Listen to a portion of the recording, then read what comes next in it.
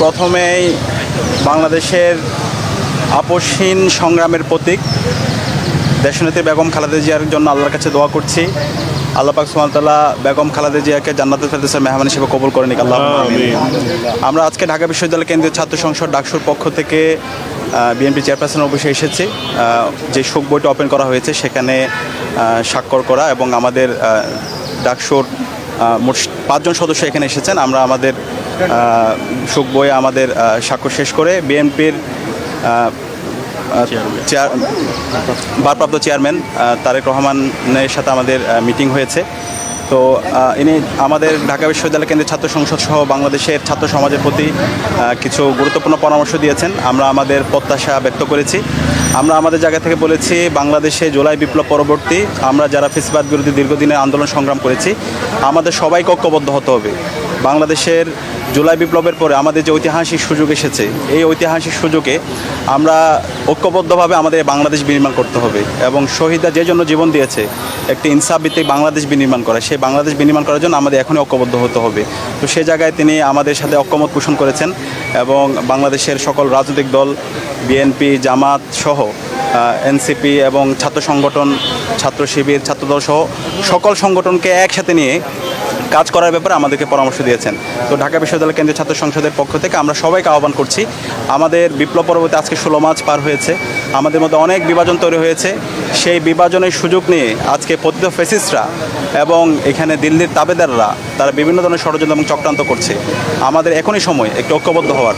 আমরা গত 16 বছরে আমরা ভোট দিতে পারিনি, বাংলাদেশে যারা তরুণ প্রজন্ম আছে তারা ভোট দিতে পারেনি।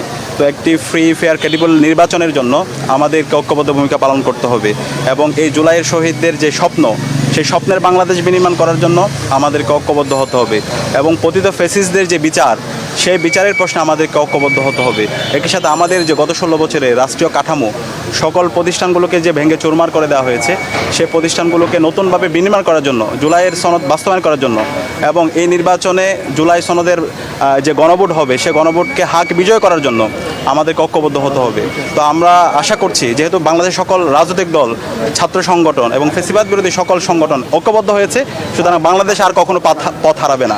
আর একই সাথে আমাদের এই বাংলাদেশের রাজনীতি হচ্ছে বাংলাদেশপন্থী রাজনীতি, বাংলাদেশকে ধারণ করা, বাংলাদেশের মাটি ও মানুষকে ধারণ করা, দেশের স্বাধীনতা, সার্বভৌমত্ব, অখণ্ডতাকে ধারণ করা, ভারতীয় আধিপত্যবাদের বিরুদ্ধে সবসময় প্রতিরোধ জারি রাখা। যেই রাজনীতি শহীদ জিয়া এবং বেগম জিয়া আমাদেরকে দেখিয়েছেন, সেই রাজনীতি বিনির্মাণ করাই হচ্ছে আমাদের আগামীর বাংলাদেশের রাজনীতি। তো সেই বাংলাদেশের রাজনীতি বিনির্মাণ করার জন্য আমরা ঐক্যবদ্ধভাবে লড়াই চালিয়ে যাব। একই সাথে শহীদ ওসমান হাদির বিচারের প্রশ্নে আমরা কথা বলেছি। শহীদ ওসমান হাদি যে আধিপত্যবাদের বিরুদ্ধে, আগ্রাসনের বিরুদ্ধে কথা বলতে গিয়ে তিনি শহীদ হয়েছেন এবং শহীদ ওসমান হাদিরকে যারা গুলি করেছে এবং এই হত্যাকাণ্ডের সাথে যারা পরিকল্পনাকারী, যারা পরামর্শ দিয়েছে, তারা এখন পর্যন্ত অ্যারেস্ট হয়নি। তো সে জায়গায় সকল রাজনৈতিক দল, ছাত্র সংগঠন সবাই যেন ঐক্যবদ্ধভাবে ওসমান হাদির বিচারের প্রশ্নে যেন ঐক্যবদ্ধ হয় এবং যারা ঘাপটি মেরে বসে আছে, যারা ইন্টারভিউর মধ্যেও ঘাপটি মেরে বসে আছে, এদের যেন আমরা বিচার আওতায় নিয়ে আসতে পারি, সে ব্যাপারে আমরা কথা হয়েছে এবং আমরা আশা করছি আমরা সবাই ঐক্যবদ্ধভাবে এই স্বাধীন বাংলাদেশে শহীদ ওসমান হাদি ভাইয়ের বিচার নিশ্চিত করতে পারবো ইনশাআল্লাহ।